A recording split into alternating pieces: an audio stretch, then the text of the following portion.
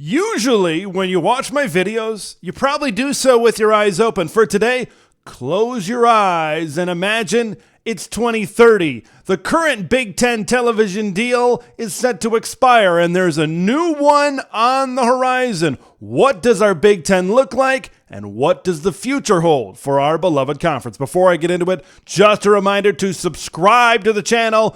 Big Ten content all off season long. Always mash that like button to spread the word of Big Ten TED to the masses. What I want to talk about first in terms of the future, right, when you're sitting in the year 2030, there's a huge thing, right? We talk about the conference television deal. We'll talk about expansion. We'll talk about all of that.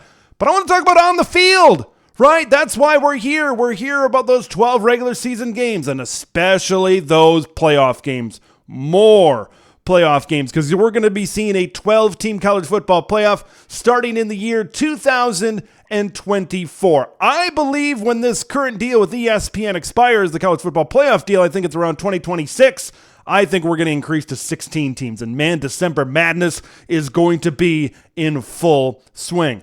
I believe from 2024 to 2030, you're going to see at least two Big Ten teams win a national championship. A Big Ten team will win twice in that 7 years before the year 2030. Because with an expanded college football playoff field, there's going to be more parity, right? There's going to be top 10 teams that are going to be just on the outside, that are going to get hot at the end of the season and might have that first round game, but they're going to build on that momentum and maybe carry it, maybe knock off some of those teams that have buys. I just think when there's more at stake, college football has always been an elitist sport.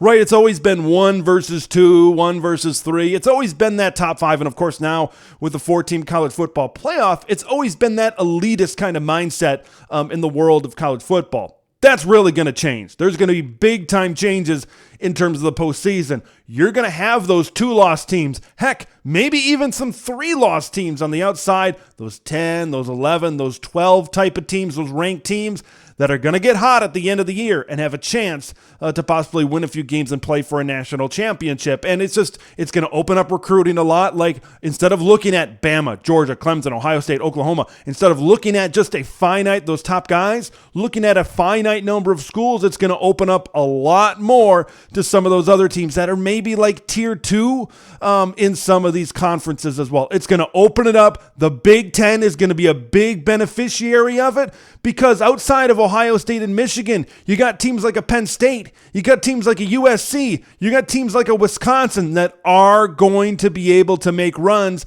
in a 12 or a 16 team college football playoff. It rewards conferences that have depth at the top, and I definitely believe the Big Ten will have depth at the top. All right, let's talk about everybody's favorite topic in the offseason, expansion.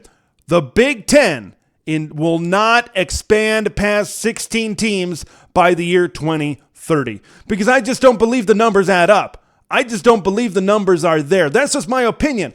I don't have any insider information. I'm not a lot of these guys in the offseason that are digging, that are doing their journalistic work, so to speak. Some people aren't, but a lot of people, out of the good ones, are doing their journalistic work as it pertains to which teams might bolt for which conference. I, here at Big Ten TED, have no insider information, but when I look at it, it just seems like even if you add like an Oregon and a Washington, okay, you're still going to need to find $70-80 million a year, right? And you got to add to that. Is Fox, CBS, and NBC, are they going to look to add on top of that contract, or are they going to look to add on $70-80 million and they're already paying every year? In my opinion, the additional revenue would have to come from an additional slot and an additional network. And I'm going to talk about that right now. Here's what I look at. And I don't think we're going to expand by 2030. But once we get to because right now we're fine. Right? You're fine at the end of this television contract by 2030, where we're imagining we are right now. Teams are going to be making $100 million a year. They're fine. I don't think there's a big need. I don't think there's a huge prize. But when we look forward to 2030, when we talk about time slots and we talk about networks, First one you might talk about is a Big Ten After Dark.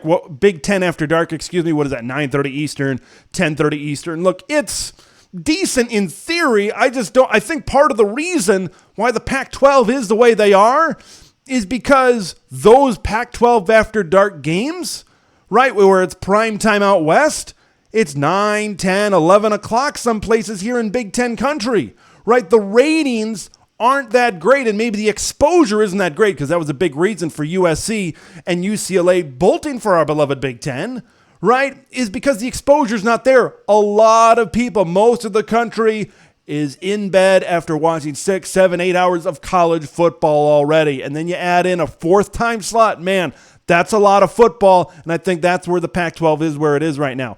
I just don't think that whether it's ESPN or whoever it is, I don't think they're going to pony up enough money. And it just would not be smart to put big games in that time slot. And you've got right now 14 out of your 16 teams either in the Central Time Zone or the Eastern Time Zone, where it's going to be 9 o'clock, it's going to be 10 o'clock, it's going to be 11 o'clock. If you're an Iowa fan, you want to watch a game at 10 o'clock Des Moines time, Iowa City time, Ames time, you want to watch a 10 o'clock game? I don't think so, man. I don't think so. You want to watch it in those time slots, right? You got Fox at noon. You got 3:30 CBS. You've got primetime NBC. Those are your main slots. And then, of course, you don't want to push your new West Coast teams out into a window where not a lot of people are watching. Big Ten After Dark just hasn't really made a lot of sense to me in a lot of different ways. So where's the additional time slot? Where's the additional revenue on the football side of things? I believe when they renew the contract in 2030, they are going to add an additional television partner. They're going to re-up Fox. They're going to re-up CBS. They're going to re-up NBC. And those are going to be big time slots for the Big Ten. I'm so excited to see the additions of CBS and NBC. But I think they're going to add a slot that's been somewhat popular for the Big Ten. Friday nights on Amazon Prime Video. Okay. When we think about Amazon Prime Video and we talk about sports, what are they doing right now? Thursday night NFL game. When we talk about Fox, we talk about CBS, and we talk about NBC, I think the biggest thing is the promotion from NFL games to Big Ten games, right? The NFL is the most watched product in America right now, and having that big-time promotion on Fox, on CBS, on NBC for the Big Ten is huge. And then you kind of look at Thursday night, right? It's the kickoff to the NFL week on Amazon Prime Video. And then you look forward to the very next night. Al Michaels and Kirk Herbstreit, a couple of promos a game promoting a Friday night Big Ten game. I don't know if Amazon Prime Video is going to get into the rotation with Fox, with CBS, NBC for the game of the week.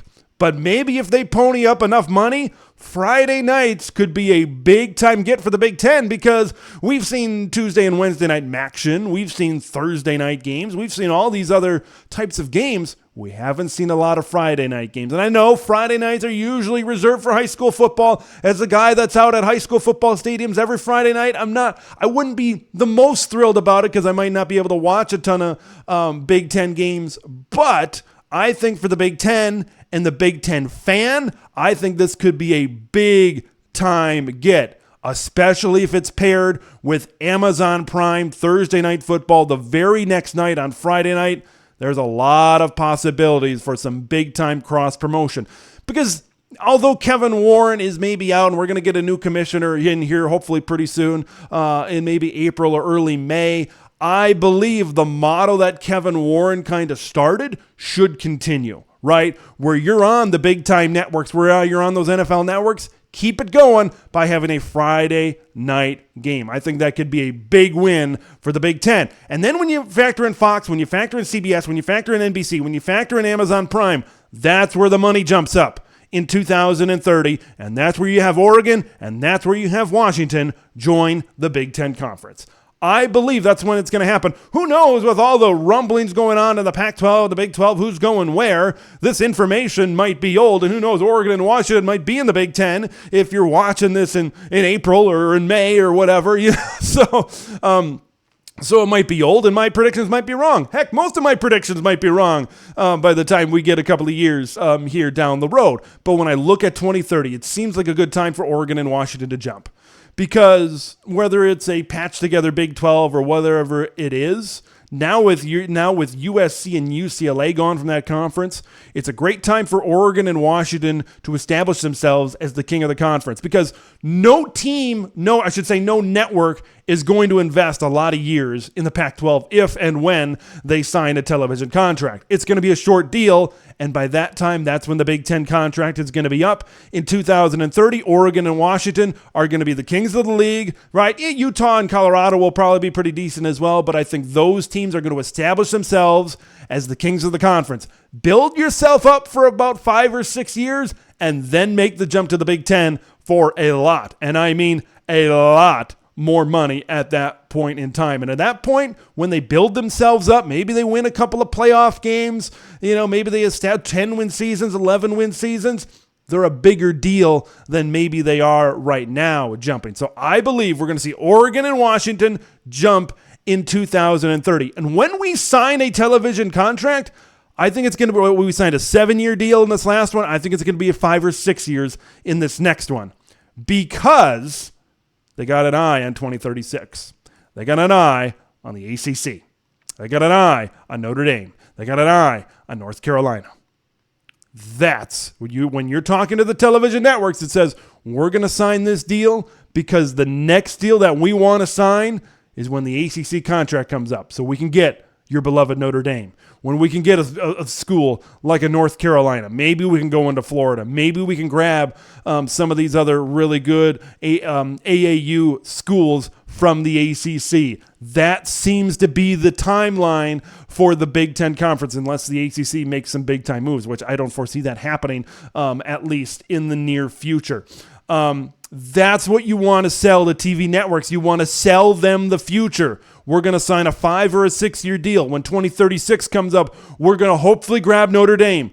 I think that, although I made a video saying I don't know about Notre Dame, and I don't think they need Notre Dame, but the TV networks have a specific clause in the contract right now that says if Notre Dame joins, we're going to go up. I think the networks want Notre Dame. Maybe Big Ten doesn't want Notre Dame, but the networks want Notre Dame.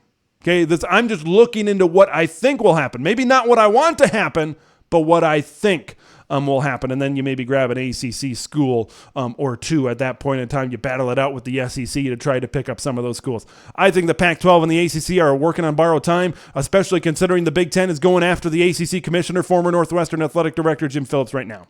Okay, so that's how I see things. That's how I see the Big Ten in 2030. The Big Ten, I believe, will have the most exposure that it has ever had between the years 2024 and 2030. Being on Fox, being on CBS, being on NBC, big time games, big time atmospheres, and a divisionless scheduling format will create more compelling matchups, and you're going to have a better gauge. You're not going to be thinking, oh, Purdue is one of the best teams in the Big Ten when they're 8-4 and they make it to the Big Ten championship game. You're not going to be thinking that an Iowa offense is good enough to be on a Big Ten championship level. You're not going to have this East-West divide. You're going to have a Big Ten that's united. You're going to have a Big Ten that's going to have compelling matchups from sea to shining sea, and I can't freaking wait. I want to hear what you guys think. What do you think the Big Ten is going to look like in 2030? Is it similar to what I think, or is it very, very different? No matter what you think, leave your thoughts in the comments below. I'm Big Ten Ted. We will see you in the next one.